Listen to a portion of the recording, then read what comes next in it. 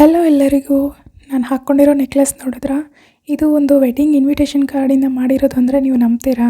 ನಂಬಲ್ಲ ಅಂತ ಗೊತ್ತು, ಅದಕ್ಕೆ ಮಾಡಿ ತೋರಿಸ್ತೀನಿ, ನೀವೇ ನೋಡ್ಕೊಂಡು ಬನ್ನಿ.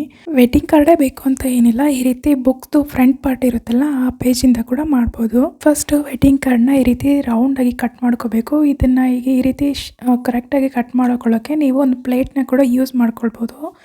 ಈ ರೀತಿ ನಾನು ತೋರಿಸ್ತಾ ಇರೋ ರೀತಿ ಒಂದು ಶೇಪ್ನ ಬರ್ಕೊಂಡು ಸೀಸರಲ್ಲಿ ನೀಟಾಗಿ ಕಟ್ ಮಾಡ್ಕೊಂಬಿಡಿ. ಇದೊಂದು ಹಾಫ್ ಮೂನ್ ಶೇಪ್ ಥರ ಇರುತ್ತೆ. ನಿಮಗೆ ಯಾವ ಸೈಜ್ ಬೇಕೋ ಆ ಸೈಜ್ಗೆ ನೀಟಾಗಿ ಕಟ್ ಮಾಡ್ಕೊಳ್ಳಿ. ಇದು ಒಂದು 3ರಿಂದ 4 ಲೇಯರ್ ಬರೋ ಥರ ನೋಡ್ಕೊಳ್ಳಿ. ಒಂದು ಲೇಯರ್ನ ಕಟ್ ಮಾಡಿ ಮತ್ತು ಅದರ ಮೇಲೆ ಇಟ್ಕೊಂಡು ಮಾರ್ಕ್ ಮಾಡಿಕೊಂಡು ಕೂಡ ಕಟ್ ಮಾಡ್ಕೊಳ್ಬೋದು, ಇಲ್ಲ ಒಂದೇ ಸರಿ ಕೂಡ ಕಟ್ ಮಾಡ್ಕೊಳ್ಬೋದು. ಈ ರೀತಿ ನೀಟಾಗಿ ಕಟ್ ಮಾಡ್ಕೊಂಬಿಡಿ. ನಾನಿಲ್ಲಿ 3 ಲೇಯರ್ಸಾಗಿ ಕಟ್ ಮಾಡ್ಕೊಂಡಿದ್ದೀನಿ. ಈ ರೀತಿ ಕಟ್ ಮಾಡ್ಕೊಂಡ್ಮೇಲೆ ಒಂದ್ರ ಮೇಲೆ ಒಂದು ಗಮ್ ಹಾಕಿ ಈ ರೀತಿ ನೀಟಾಗಿ ಅಂಟಿಸ್ಬಿಡಿ. ಅಂಟಿಸಿದ್ಮೇಲೆ ಸ್ವಲ್ಪ ಡ್ರೈ ಆಗೋಕ್ಕೆ ಬಿಟ್ಬಿಡಿ.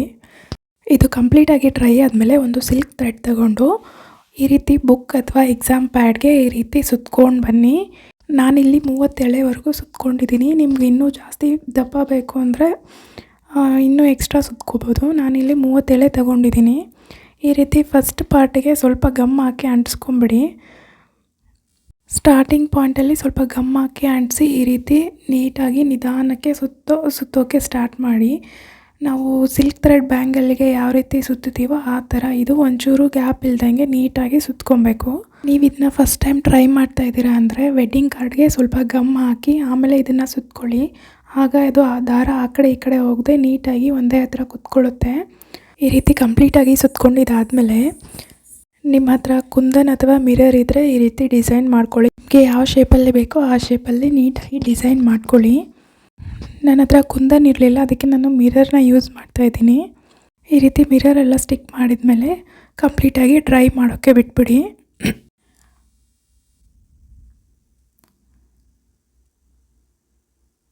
ಈ ರೀತಿ ಕಂಪ್ಲೀಟಾಗಿ ಡ್ರೈ ಆದಮೇಲೆ ಒಂದು ಪಿನ್ನಿಂದ ಈ ರೀತಿ ಚುಚ್ಚಿದ್ರೆ ಹೋಲ್ ಆಗುತ್ತೆ. ಈ ಹೋಲಲ್ಲಿ ನೀವು ನೆಕ್ಲೆಸ್ಗೆ ಹಾಕ್ಕೊಳ್ಳೋಕ್ಕೆ ಒಂದು ರಿಂಗ್ ಥರ ಬರುತ್ತೆ, ಅದನ್ನು ನೀವು ಇದರೊಳಗಡೆ ಸೇರಿಸಿ ಹಾಕ್ಕೊಳ್ಳಿ.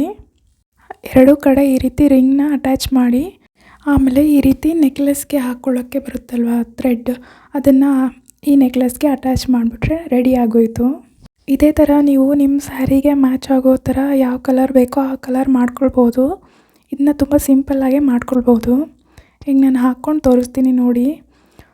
ಇದು ತುಂಬ ವೆಯ್ಟ್ ಕೂಡ ಇರೋದಿಲ್ಲ ಮತ್ತು ಅಲರ್ಜಿ ಕೂಡ ಆಗೋದಿಲ್ಲ. ನೋಡಿದ್ರಲ್ಲ ಎಷ್ಟು ಸಿಂಪಲ್ಲಾಗಿ ಈ ನೆಕ್ಲೆಸ್ ರೆಡಿ ಆಗೋಯ್ತು ಅಂತ.